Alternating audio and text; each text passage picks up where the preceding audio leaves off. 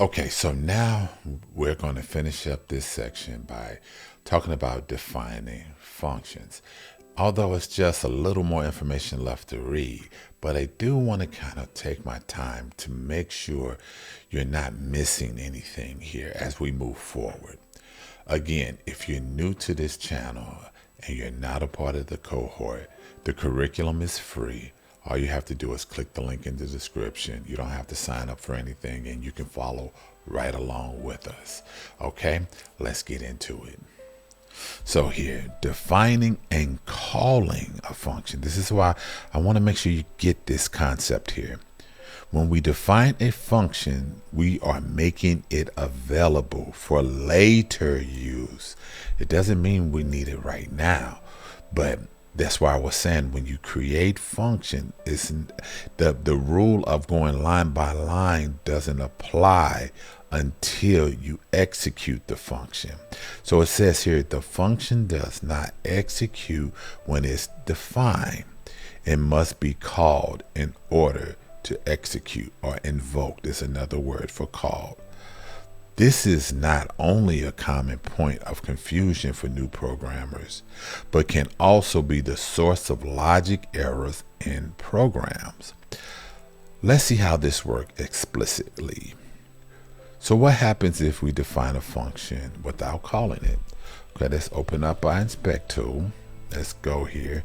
And I'm doing this with you because I just want to encourage you that it can be done and let you know it's not as complicated as your mind makes it seem. All it is just following the process. So I'm going to copy this to the clipboard. I'm going to paste it in, and here it is. So think about it for a second. Remember what we just said. The function is for later use. We define it for later use. It's not going to do anything when I hit enter, or it's not going to give me any information because I haven't invoked it yet. Now, a couple of things here I want you to notice here. You notice we're using a console.log, and we want to print that.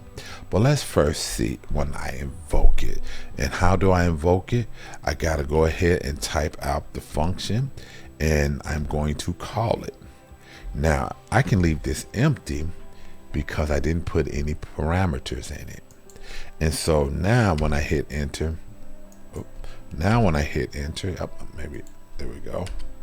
It says hello world. It gives me what's inside the console.log. Now we're not going to use console.logs in our functions like that. So what's another way for me to print hello world or get it to print for me? So if I go back up here to the function, and then instead of having this console.log, what I can do is this. Type return. And now when I go down here and invoke, say hello,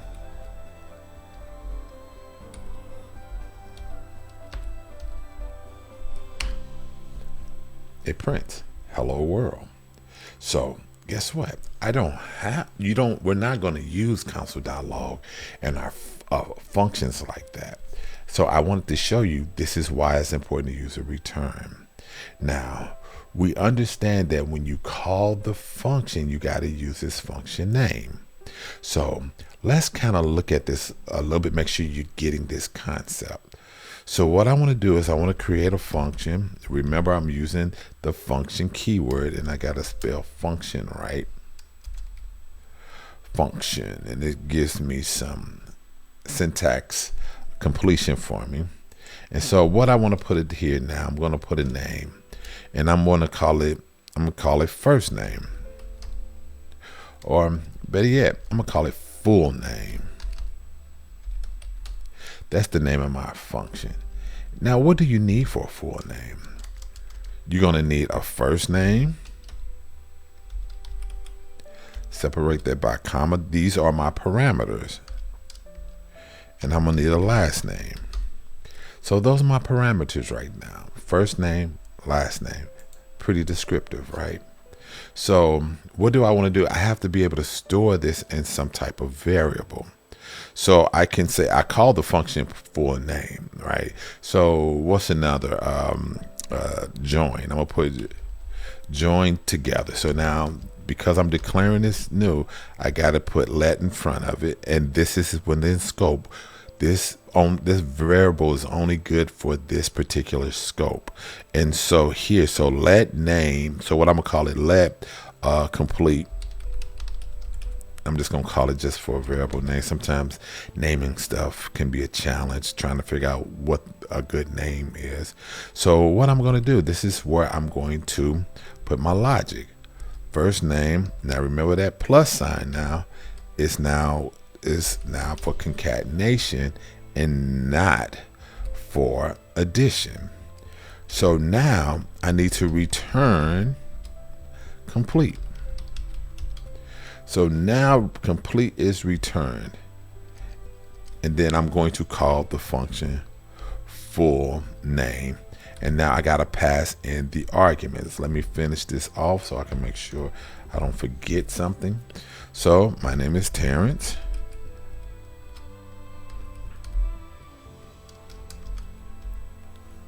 Whedon. And I'm going to run it. Oh, Terrence is not defined. What did I do wrong? Because what did I not do? Let me go back. What am I missing? Quotes, right? Because it's a string. There you go. Oh, what else? I don't have a space there. Why is it all concatenated and running together? What can I do here? Now, there's a couple of things that we can do here. We can address it this way, where I do plus first name, and then I can put an empty string right here. That's one way of doing it. And so now when I run it, it's still, oh, you know what I got to do? I got to actually put a space in here. This is one way of doing it. That's one way. Or another way I can do this is that I can go ahead and use what we call template literal. And so how do I use our template literal? Do you remember? And so I got an opening and closing tick.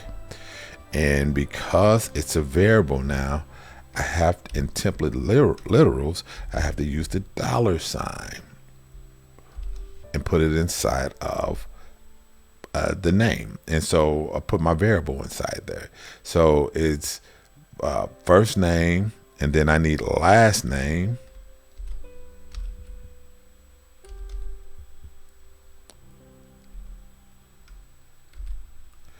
And then I have a space in there. What happens if I run this? It works.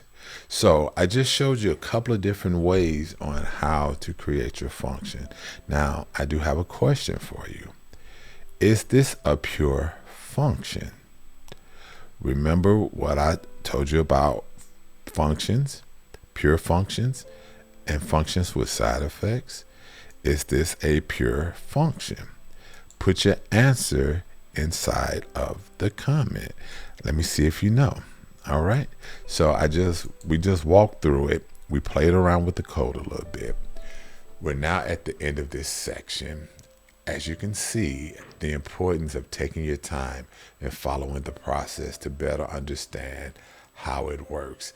I want you to get these functions because, again, it's so easy to be confused with functions.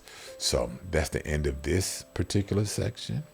Remember, the more you do, the more you improve. See you in the next section.